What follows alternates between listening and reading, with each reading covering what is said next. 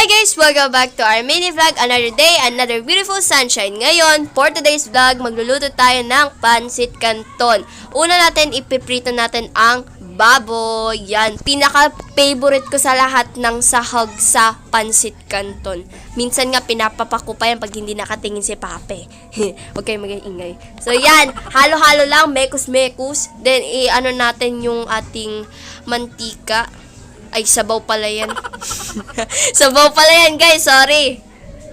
So, yan yung ating, yung sahog natin. Siyempre, tatlo ang ginamit nating pansit canton dyan. Egg noodle, lomi, at saka yung ating pansit. Halo-halo lang, mekos-mekos hanggang lumambot ang ating pansit. Yan, nag-moist na yung camera. Yan. Nag-moist na yung camera, guys. Sorry naman. So, yan, halo-halo lang hanggat lumambot ang lomi. So, yan. Ito nga pala yung ating ginamit.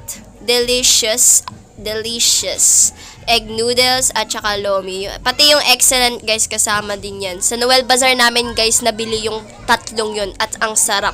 So, guys, tapos na tayo magluto. Nahalo natin ang sahog ng ating pansit canton. Kita nyo naman yan.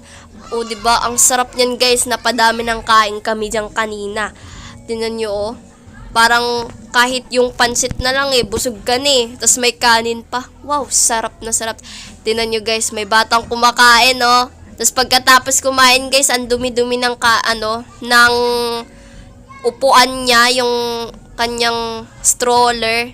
Ang dumi niyan, guys. Ang daming kanin-kanin. So, yun lang, guys. Thank you for watching this mini vlog. Bye-bye! See you na